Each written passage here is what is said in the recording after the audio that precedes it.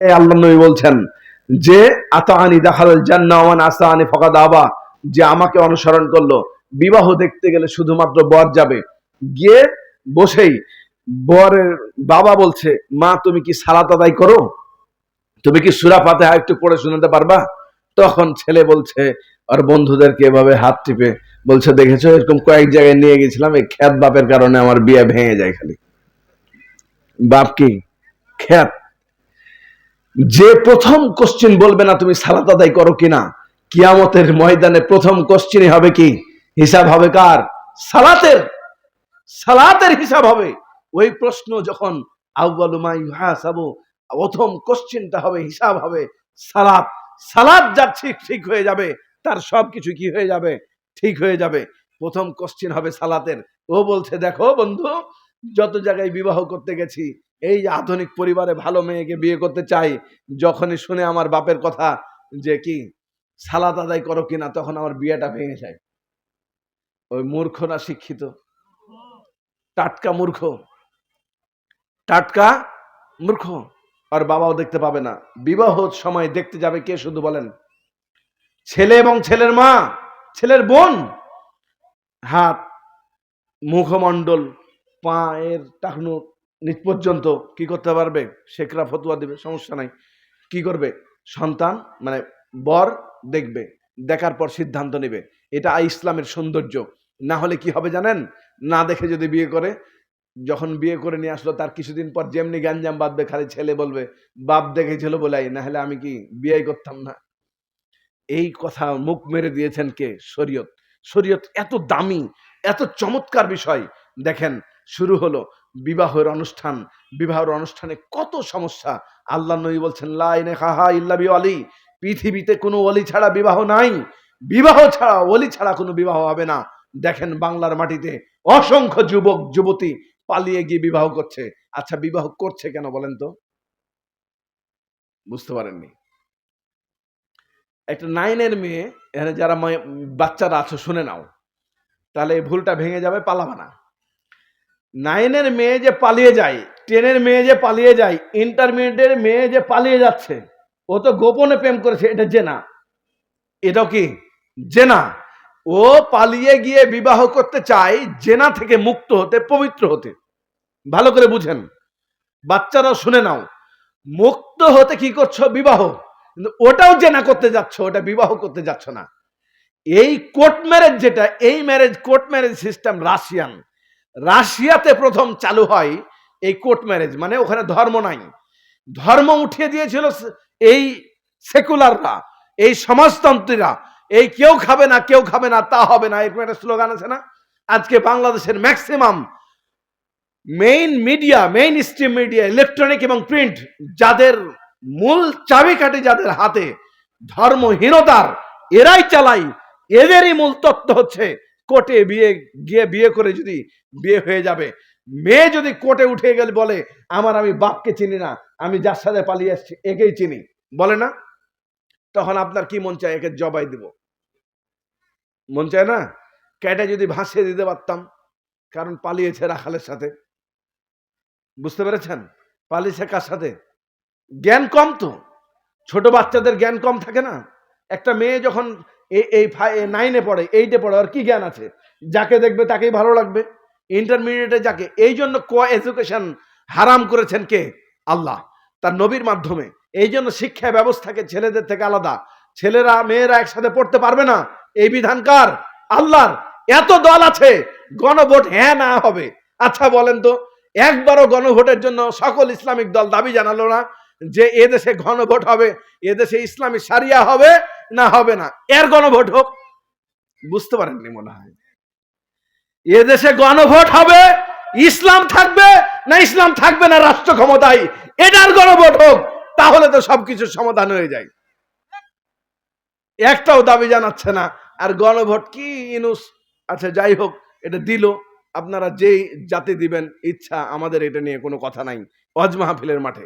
কিন্তু আমাদের এটা দৃষ্টি আকর্ষণ করে গেলাম যে গণভোট যদি হয়, প্রথম আমাদের দাবি রাখতে হতো, বা আমরা রাখছি প্রত্যেকটি জায়গায় যেখানে কথা বলা দরকার, বুকে সাহস নিয়েই বলছি, গণভোট প্রথম দিতে হবে। এদেশে ইসলাম থাকবে না, থাকবে না। যেরকম এদেশের কনস্টিটিউশনে রাষ্ট্রধর্ম ইসলাম আছে, 8ম সংশোধনীর 2 ক অনুচ্ছেদে আমাদের দেশের কনস্টিটিউশনে রাষ্ট্রধর্ম ইসলাম করা হয়েছে। এই রাষ্ট্রধর্ম ইসলাম যদি থাকে, এদেশে যদি মিসলুল যাকারে হাজ্জুল উনসাইন, নারী 2 ভাগের 1 ভাগ পাবে, পুরুষ 2 ভাগ পাবে, জমির ভাগ যদি এদেশের আইন শরিয়া আইনে চলে, বিবাহ নীতি যদি শরিয়া আইনে চলে, তাহলে আসারিকু আসারিকাত, হাত কাটার বিধান কেন ইসলামের আইনে চলবে না?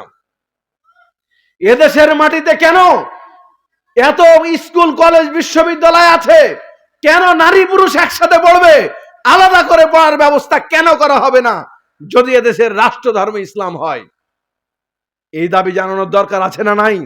আল্লাহ বলছেন, ওয়ালতাকুম মিনকুম উম্মাহ ইয়াদুনা ইলাল খায়র ইয়ামুনুনা বিল মারুফ ওয়া ইয়ানহাউনা আনিল মুনকার।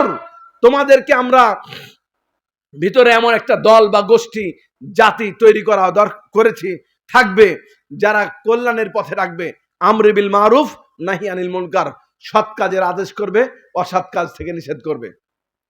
মানে কি? সব দল বলছে যে এই দলের কথা আমাদের দল, বুঝতে পারেন, আহলে হাদিস বলছে, হানাফি বলছে, অমুক দল বলছে, সবাই। কিন্তু এই দল সেই দল নয়। এগুলো সব দলই এই উপমহাদেশে প্রতিষ্ঠিত হয়েছে 1885-র আগে, পরে। 1885-র পূর্বে উপমহাদেশে কোনো দল ছিল? কথাই বুঝলেন না। দল ছিল? আমার দল, ধরেন আমিও একটা দল করি, এই দল যদি না করে আপনি জাহান্নামে যাবেন, আমি বলছি। তা আমার দল ব্যতীত মধ্যপ্রাচ্যের লোক কি করবে? ওইটা আমার দল করে না। বা 1885-র আগে এই উপমহাদেশে কোনো দলই ছিল না, তখনকার লোক জান্নাতে গেছে না জাহান্নামে গেছে? বুঝতে পারছেন কি? এই জন্য কোনো দল, কোনো মত, কোনো পথ জান্নাতে দিতে পারে না। একমাত্র মত এবং পথ, কুল ইন্না সালাতি ওয়া নুসুকি ওয়া মাহইয়ায়া ওয়া মামাতি লিল্লাহি রাব্বিল আলামিন। যেই রব্বুল আলামিন আমাদের জীবন দিয়েছেন, মৃত্যু দিবেন, সম্মানের মালিক করেছেন, বেইজ্জতের মালিক যিনি, যার হাতে নিয়ন্ত্রিত, তার পথ এবং মতই হচ্ছে শ্রেষ্ঠ পথ। সেটা কে বলছেন? আল্লাহর নবী বলছেন। আল্লাহর নবী বলছেন, বনি ইসরাইলের যুগে 73 দল থাকবে, আমার যুগে 72 দল, নবী মুহাম্মদ আমি, তার 73 দল হবে। আর মা আনা আলাইহি ওয়া সাহাবী, আমি এবং আমার সাহাবারা যে মত এবং পথে থাকবে, তারাই হচ্ছে হকপন্থী দল। হকপন্থী দল বলতে, আফ্রিকার জঙ্গলে যদি একজন মানুষ যদি আল্লাহর নবীকে পরিপূর্ণভাবে মেনে নেওয়ার স্বীকৃতি দেয় উইদাউট এনি কনফিউশন, তাহলে ওই লোকটি হচ্ছে আহলে সুন্নাহ ওয়াল জামাতের অন্তর্ভুক্ত, হকপন্থী দলের অন্তর্ভুক্ত। এখানে নির্দিষ্ট কোনো প্রাতিষ্ঠানিক দলের কথা বলা হয়নি। একটি দল, সেটি হচ্ছে আল্লাহর নবীকে যে প্রকৃতভাবে শর্ত ছাড়াই মেনে নিয়েছে, কোনো শর্ত আরোপ করেনি, সেটাই হচ্ছে একটি দল। সেটা কিয়ামত পর্যন্ত এই দলের লোক থাকবে। এই দল শুধু বাংলাদেশে জন্মিবে না, পাকিস্তানে শুধু জন্মিবে না, ভারতে শুধু জন্মগ্রহণ করবে না, আমেরিকায় শুধু জন্মগ্রহণ করবে না, সারা পৃথিবীতে এই দলের লোক থাকবে। আর এই দল সম্পর্কে বিজয়ী থাকবে। এই বিজয়ী কারা? আল্লাহর নবী বলছেন, লা তাজালু তাইফাতুম মিন উম্মাহ মানসুরিনা আলাল হক লা ইয়াজুরুহুম মান খাযালাহুম হাত্তা ইয়াতি আমরুল্লাহি ওয়া হুম কাযালিক। তাদেরকে বহু মানুষ ক্ষতি করার চেষ্টা করবে, কিন্তু তাদের ক্ষতি করতে পারবে না। এই হকপন্থী দল কিয়ামত পর্যন্ত টিকে থাকবে। তারা কারা? মা আনা আলাইহি ওয়া সাহাবী, আমি এবং আমাদের সাহাবাদের উপরে যারা অটল থাকবে, তারাই হকপন্থী দল। কথা বোঝা যাচ্ছে কি? বুঝতে পেরেছেন? তারা কি যৌতুক নিবে? হ্যাঁ, ঈমান নাই, গায়রত নাই, সম্মান নাই, তাই বিয়ের অনুষ্ঠানে আপনার যত খুশি বরযাত্রী পাঠাচ্ছেন, এখনো হচ্ছে না, হচ্ছে না। হ্যাঁ, সামনে রমজান আসছে, বারবার এই মাঠেও বলে গেছি, আপনার মা কেমন, যে বৌমার বাড়ি থেকে সেমাই চিনি না আসলে আপনার মায়ের মন খারাপ হয়? আপনার মাকে আরেকবার ওযু করে দোয়া করতে বলেন আল্লাহর কাছে, যে আল্লাহ আমাকে ক্ষমা করো। বুঝতে পারেননি? আরে হুজুর মানুষ, তাও বলছে তোমার ভাইয়েরা এই ঈদে দাওয়াত দিল না, এটা যৌতুক। প্রত্যাশা করেছেন মানে কি? যৌতুক। আল্লাহ নবী বলছেন ওপরের হাত উত্তম। কত বড় ফিলোসফি দেখেন, কত বড় দামি তত্ত্ব দেখেন, কত বড় উচ্চ জ্ঞান দেখেন। ওপরের হাত উত্তম নিচে হাতের চাইতে, ওপরের হাত উত্তম নিচের হাতের চাইতে। দেখেন না, খাট নিয়েন না, মোটরসাইকেল নিয়েন না, শ্বশুর বাড়ি থেকে নিয়েন না, বউ কথা শুনে কিনা দেখেন। ওয়াকাযা রাব্বুকা আল্লা তা'বুদু ইল্লা ইয়াহু ওয়া বিল ওয়ালিদাইনি ইহসানা। ইহসান করতে বলেছে আপনাকে, আমাকে, আমার সন্তানকে। বউকে নিয়ে আপনি পাড়াপাড়ি লাগিয়েছেন। 3 দিন বিয়ে হলো, হওয়ার পরেই ও কতটুকু খেদমত করেছে এই নিয়ে সমালোচনা শুরু হলো আপনার মা এবং আপনার বোনের। 80 প্রকার কথা শুনিয়েছেন। ও 3 মাস কথা শোনান বউকে, ও সারা জীবন বউ শাশুড়িকে জ্বালায় ওই বউ। বুঝতে পারেননি মনে হয়। 3 মাস ভালো ব্যবহার করেন, কোরআন হাদিস শিক্ষা দেন, কোনো যৌতুক নিয়েন না। আপনি বাইরে থেকে আসলেন, আসার পর আপনি যতই কষ্ট হোক আপনি যান না, বাপ মার ঘরে মশারিটা টাঙাই দেন, বিছানাটা ঝেড়ে দেন। মা কি খেয়েছো, ভালো খাবারটা প্রথম নিয়ে এসে বাপ মার কাছে তুলে দেন। আপনি জানেন না বুখারী শরীফের হাদিস, আল্লাহ নবীর বানী ইসরাইলের যুগে সেই ঘটনা, 3 জন ব্যক্তি গুহার ভিতরে পড়ে গেছিল। ভালো আমল বলে দোয়া করতে বলেছে। ভালো আমল বলে দোয়া কি? একজন ব্যক্তি বলছে আমার বাপ মাকে প্রতিদিন আমি দুধ দহন করে খাওয়াই। দেখি সেদিন গিয়ে কি সবার আগে খাওয়াই, বাচ্চা কাচ্চার আগে। দেখি সেই ব্যক্তি কি বাপ মা সেদিন ঘুমিয়ে গেছে। আল্লাহ নবী বলছেন তাহতা আলা কাদামাইহা।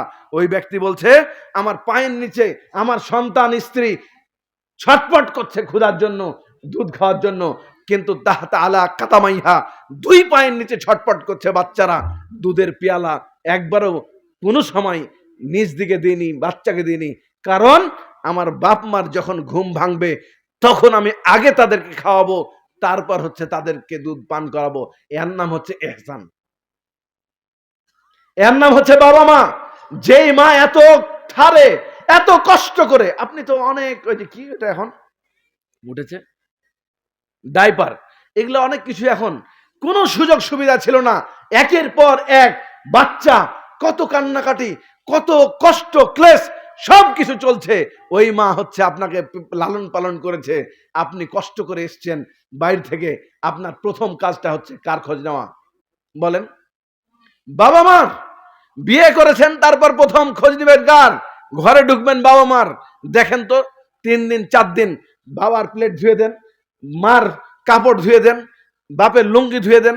দেখেন তো, আপনি তো এতই লাট সাহেব যে আপনি নিজের লুঙ্গি নিজেই ধন না, নিজের লুঙ্গি নিজেই ধন না। আপনার টার্গেট হচ্ছে কি, বিয়ে করে নিয়ে এসছি মানে ওই ধুবে, মানে কি আর কেউ ধুবে না। আর টার্গেট হচ্ছে কি, এই যে লুঙ্গি খুললাম, বাপ মার লুঙ্গি আপনি 5 দিন ধন বাপের, আপনার বউ বসে থাকতে পারবে? ও যদি মানুষের বাচ্চা হয়। আর কিছু অমানুষের বাচ্চা আছে, তাও বসে থাকবে, আছে না নাই? কারণ আল্লাহ নবী তো বলেছেন খাসলত চেঞ্জ হয় না সহজে। খাসলত কি হয় না? চেঞ্জ হয় না। 90% নারী তাদের মন ভালো, একটু প্রশংসা করলে, একটু সুন্দরভাবে কথা বললে কি হয়? পরিবর্তন হয়ে যায়। এই জন্য প্রথম দাওয়াত দিতে হবে কাদেরকে বলেন তো? আমার পরিবারে। যেমনি ঢুকবো আসসালামু আলাইকুম ওয়া রাহমাতুল্লাহ, যেমনি বের হব কি দোয়া নিয়ে বের হব, সালাম দেব। ব্যাপক চর্চা করেন, দেখবেন পরিবার পরিবর্তন হয়ে গেছে। বাচ্চাদেরকে যেই সালাম দেন, আল্লাহ নবী বলছেন মাররা আলা গিলমানিন ফাসাল্লাম আলাই। আল্লাহ নবী যখনই ছোট বাচ্চা দেখতেন তখনই কি করতেন? সালাম দিতেন। পরিবারে এগুলো চালু করেন, দেখবেন পরিবারের চিত্র পুরো চেঞ্জ হয়ে গেছে। কিন্তু আপনি জীবনও দিবেন না, আপনি হেভি খাটাস দেন না তো। এত ওয়াজ হলো, তাহলে পরিবর্তন হলো না কেন? মা ও বোনেরা, আপনাদেরকে বলে যাচ্ছি, যদি আপনার স্বামী সালাম না দেয় আপনি সালাম দিবেন, দেখবেন আপনার কি সংসারে সুখ শান্তি চলে আসবে ইনশাআল্লাহ। এতটুকু ক্লিয়ার করে বলে যাই। আর একটু কথা বলি। চাচা চলে আসছে, মধুপুরি চাচা তো কই? ওনাকে সময় না দিলে হয়? না না, আসেন আসেন, আমরা কালেকশনের ব্যাপার আছে। সম্মানিত উপস্থিতি, শেষ অংশে যেটুকু বলবো সেটি হচ্ছে সবচাইতে গুরুত্বপূর্ণ। ওসি বিনাফসিকুম, আমরা প্রথমে কাকে? নিজেকে দাওয়াত দিব। মানে নিজে যদি আত্মশুদ্ধি অর্জন না করতে পারি তাহলে দেশকে পরিবর্তন করে আপনি পারবেন না।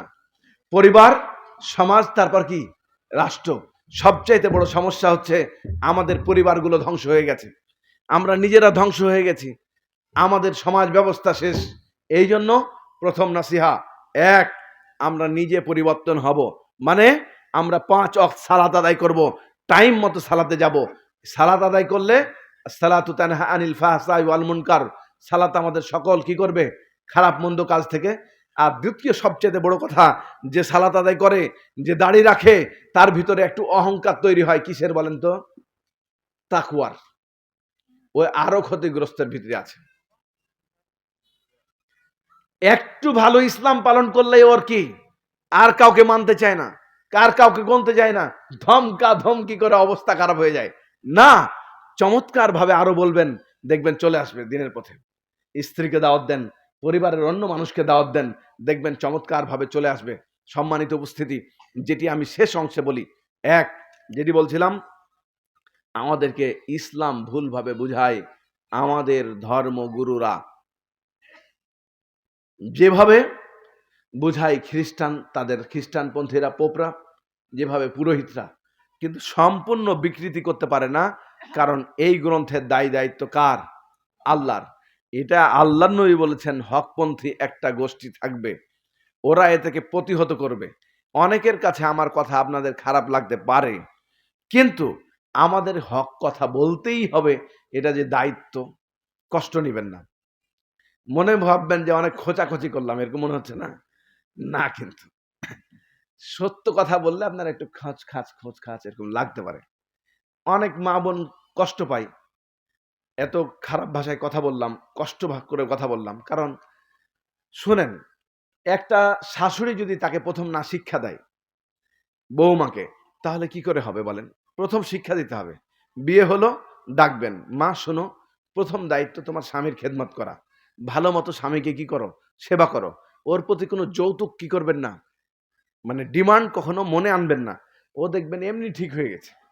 ওর বাপ কি দিল, ওর মা কি দিল, ওর বাপকে দুদিন আসলে ভালো রান্না করেছে, এটা তো জানেন, খুব ভালো করে জানেন না?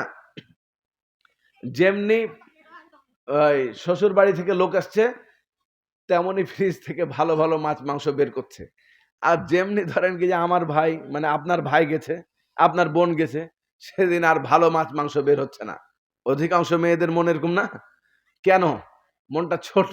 ওদেরকে বুঝিয়ে বলতে হবে যে তুমি যেটা করছো এটা একবারে নিচু চিন্তা, সবাইকে সমানভাবে দেখা।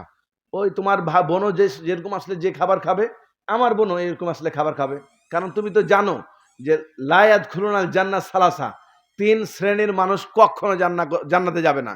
বহুত মেয়ে আছে প্রচুর তাহাজ্জুদ পড়ে, সালাত আদায় করে, কিন্তু ননদ আসলে ওর জান ছারখার হয়ে যায়।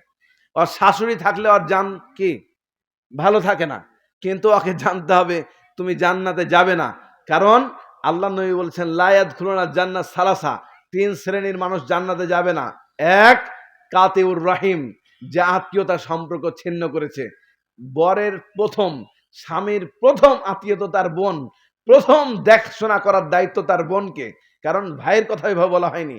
কারণ 2 ভাগের 1 ভাগ জমি দিয়েছে কেন বলেন তো? ওই মাঝে মধ্যে আপনার বাড়ি আসবে, 2-4-5 দিন খাইবে, আপনার কি ভাগনারা আসবে, এটা সহ্য করতে হবে ভাই। আপনার বউকে সহ্য করতে হবে। যখনই ও আসছে তখন আপনার বউয়ের মুখ কালো কেন? অথচ তা ওই বই যখন তার বাপের বাড়ির লোক আসছে তখন কেন মুখটা সুন্দর হয়ে যাচ্ছে বলেন তো? মানে ওর মনে কি আছে? অন্তরে ব্যাধি, মা ও বোন, এগুলো বললে আমি জানি পরে একটু মনে মনে আপনারা কষ্ট পান, কিন্তু এটা কার জন্য বলা বলেন তো? আমাদের নিজেদের জন্য বলা। এটা আমাদেরকে বলতে হবে। কিছু রাজনৈতিক কথা আমি বলিনি, কোরআন সুন্নাহর কথা বলেছি। এটা বলতেই হবে। কারণ আলা কুল্লুকুম রাইন ওয়া কুল্লুকুম মাসউলুন আন রায়াতিহি, এই দায়িত্ব আমাকে কে দিয়েছেন? আল্লাহ দিয়েছেন, আপনাকেও দিয়েছেন। যদি আমরা সত্য কথা না বলি, তাহলে আমরা কাল কিয়ামতের ময়দানে কি পাবো? হ্যাঁ? আরে ভাই, সবচেয়ে আগুনের জিহ্বা হয়ে যাবে, আগুন আগুন। তো এ আগুন আপনার 2-4টা লাত্থি ঘুষি খাইতে পারি, যেতে গিয়ে গাড়িতে 2-1টা ইট পড়তেই পারে, এখানে কলার ধরতেই পারেন, আপনার ক্ষমতা আছে। কিন্তু সত্য কথা বলবো না। এক মুসলমান, ওই যে দল করুক আর ওই দল করছেন নাকি, ও নামাজ পড়ে, আপনিও নামাজ পড়েন, এই ভোটের জন্য মারামারি করে মরছেন কেন? হ্যাঁ, লজ্জা করে না? বেহায়া। ভোট করছেন করেন, মারামারি করে করতে হবে কেন? একই চায়ের স্টলে আর একজনের এক নেতা কি বলেছে আর এক নেতা, ওই নেতা আপনাকে জীবনে মরলেও আপনাকে মাটি দিতে আসবে?